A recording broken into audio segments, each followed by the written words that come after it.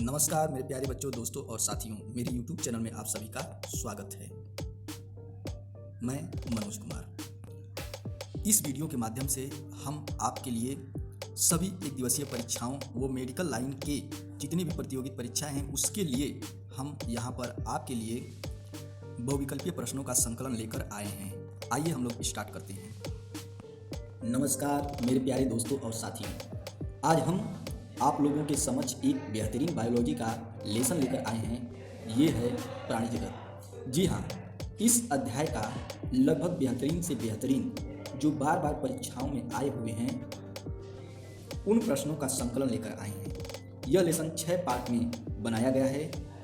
इस लेसन में 152 प्रश्नों को समाहित किया गया है। नमस्कार, इस चैप्टर का 6वां व अंतिम संकलन। आइए चलते हैं। प्रश्न संख्या 128।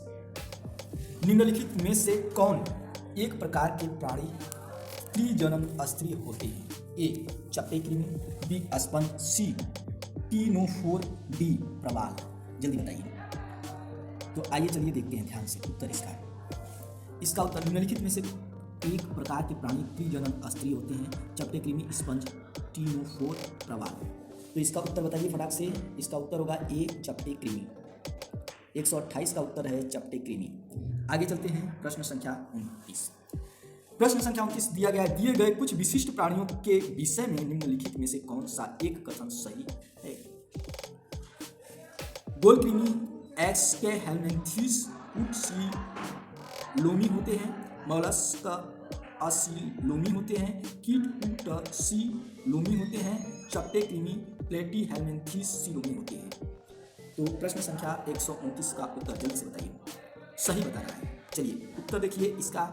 ये जो ऑप्शन होगा गोल कृमि एक्सकेहेल्मिन्थेस उटसीलोमी होते हैं। ठीक, आगे चलते हैं। 130 प्रश्न संख्या 130 कह रहा है, मगरमच्छ और पेंगुइन निम्नलिखित में से किस एक बात में व्हेल तथा डॉग फिश के समान होते हैं?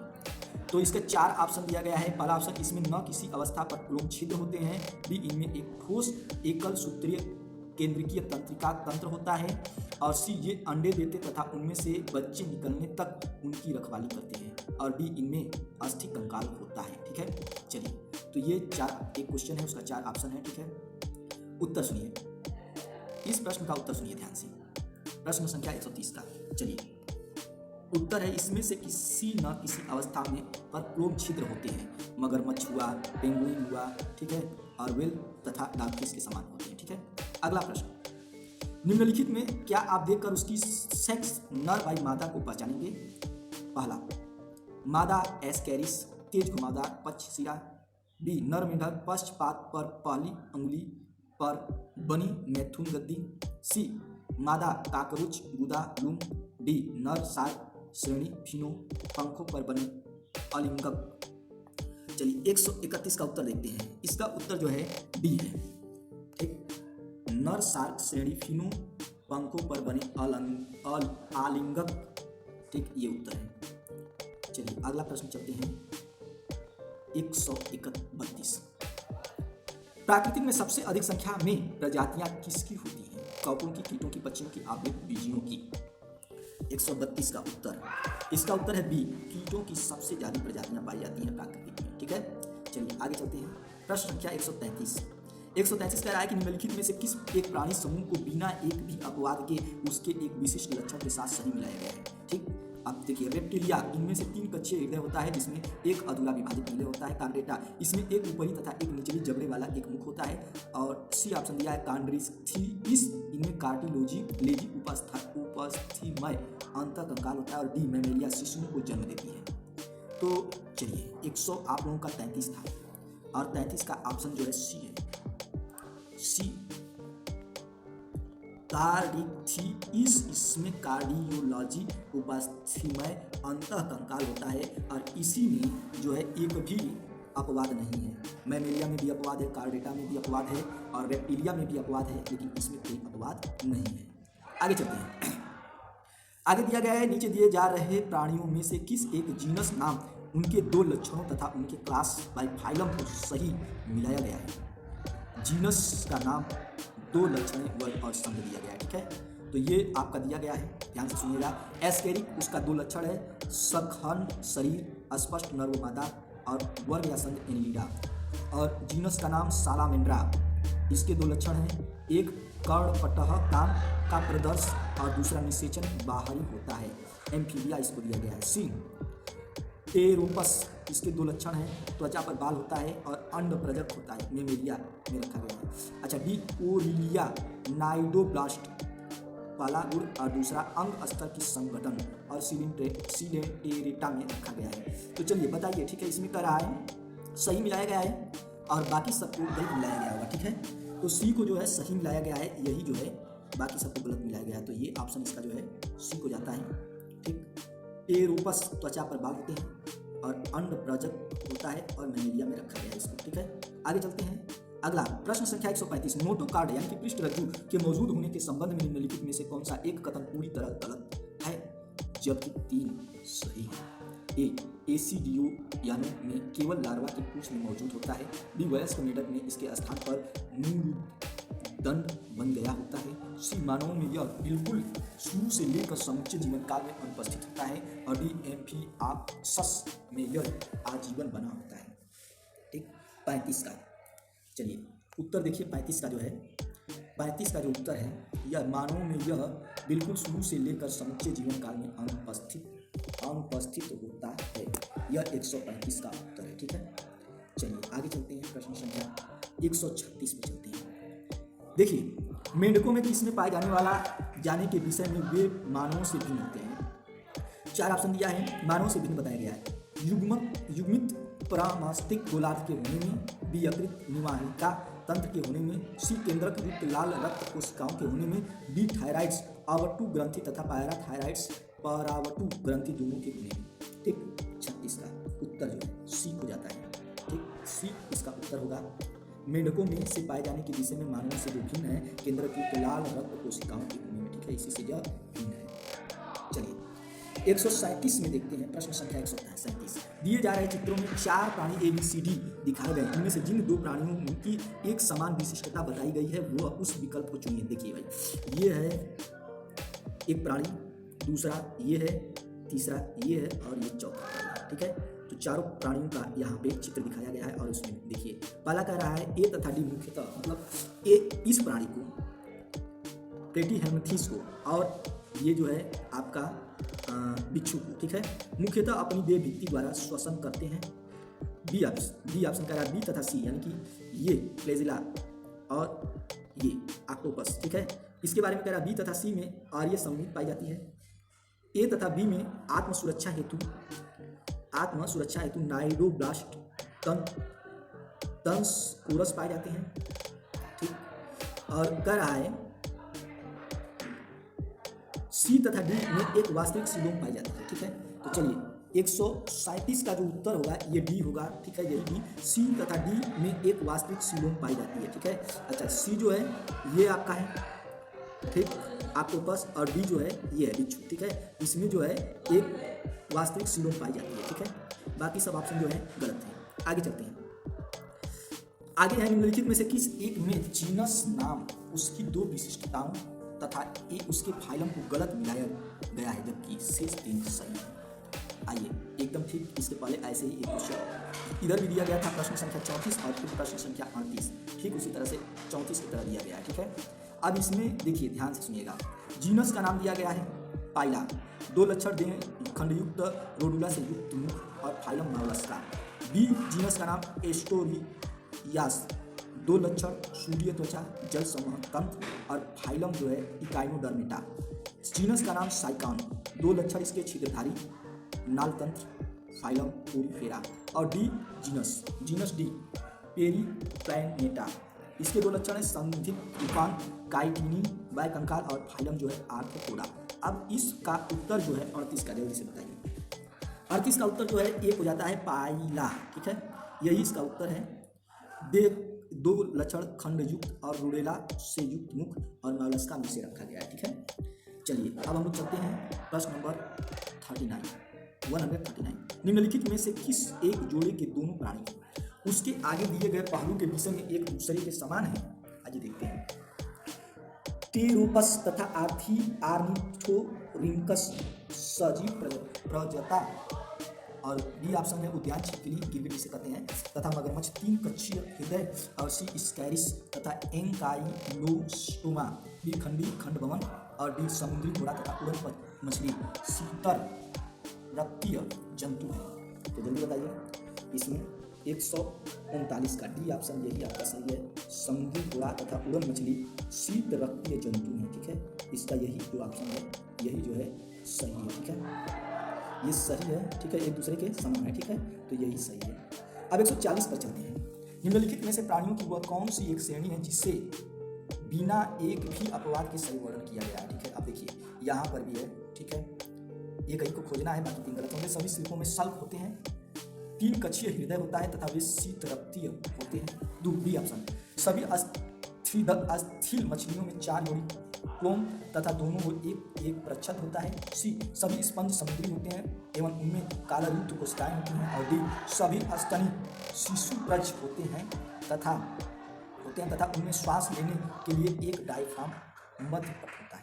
ठीक, 140 का उत्तर 140 ठीक है इसका उत्तर। तो इसका उत्तर सी है। ठीक, सी, सभी स्पंजी समुद्री होते हैं, उनमें एक कालायुक्त कोशिकाएं होती हैं। यही सही है, बाकी सब गलत है। निम्नलिखित जंतु समूह में कौन सा एक ही फाइलम के अंतर्गत आते हैं। केचुआ, पिनवर्म, फीताकृमि टेपवर्म में आता है। झींगा, बिच्छू, लोकस्टा टिड्डी के में आता है। लोकस्टा मतलब टिड्डी। ठीक है, तो इसके बारे में बता रहा है। या सी ऑप्शन, स्पंज समुद्री एनीमोन स्टारफिश, क्या ये एक फाइलम के अंतर्गत आते हैं। या डी, फाइलेरिया परजीवी अमीबा मच्छर, क्या ये एक फाइलम के अंतर्गत आते हैं। चलिए जल्दी बताइए आप लोग। 141 प्रश्न संख्या 141। देखिए इसका जो होगा B option is the right answer of this question. झींगा, बिच्छू, लोकस्टा यानी कि टिड्डी, ये सब एक फाइलम के अंतर्गत आते हैं। चलिए अगला प्रश्न देखिए। कॉलम फर्स्ट जंतुओं को कॉलम सेकेंड में दी गई उनकी विशेषता और कॉलम थर्ड में दिए गए फाइलम क्लास का सही मिलान कीजिए। तो देखिए ये दिया है, सही मिलान कर रहा है। Column A Ichthyophis fish, column second स्थलीय शरीर, कॉलम थर्ड रेप्टिलिया के अंतर्गत आता है। या बी, लीमुलस, अब लीमुलस पर टाइटिनी बाय कंकाल होता है। सी, कॉलम पीसीस में आता है। या सी,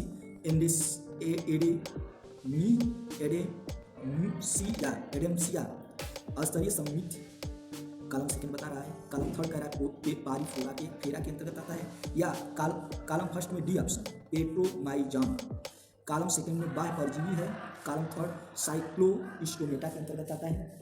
चलिए प्रश्न संख्या 142 का उत्तर देखिए ध्यान से। इसको डी दिया गया है, पेट्रोमाइजाम बाह्य परजीवी साइक्लोस्टोमेटा के अंतर्गत आता है। प्रश्न संख्या 143, निम्नलिखित में से कौन सा जंतु फाइलम आर्थ्रोपोडा के अंतर्गत आता है।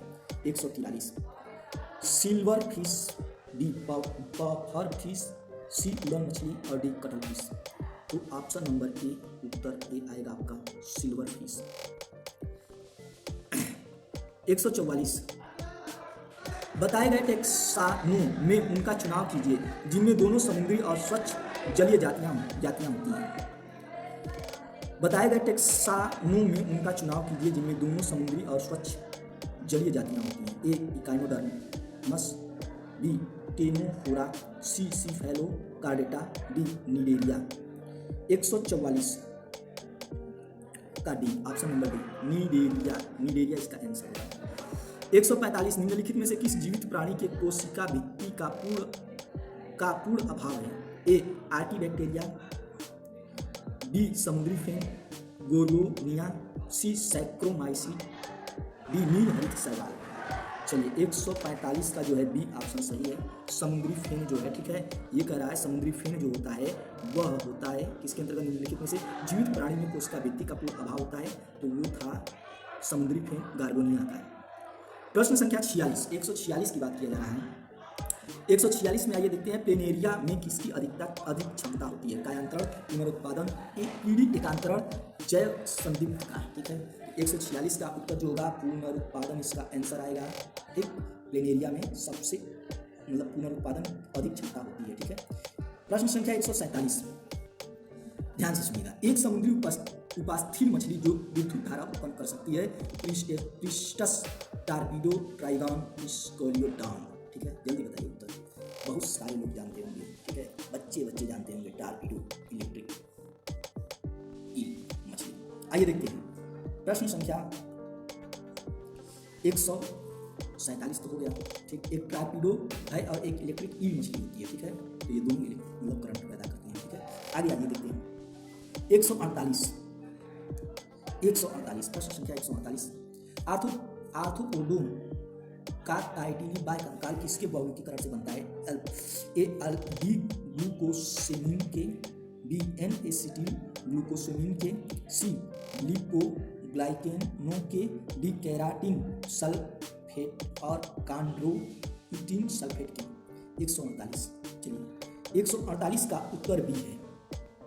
आर्थ्रोपोडा का काइटिनी बायकंकाल का बहुलकीकरण एन एसिटिल ग्लूकोसेमिन के कारण होता है। ठीक है, मोस्ट इंपॉर्टेंट सवाल है, वेरी मोस्ट इंपॉर्टेंट।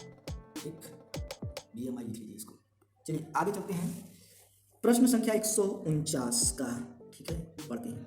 जबड़ाहीन मछली जो अपने अंडे अलवड़ीय जल में देती है, जिसमें एमोसिट लार्वा कायांतरण के बाद वापस समुद्र में आ जाते हैं, वह है मिक्साइन, नियोसाइन, पेट्रोमाइजान, एप्टाट्रेटस। चलिए जल्दी बताइए इसमें कौन सा ऑप्शन दिया जाए।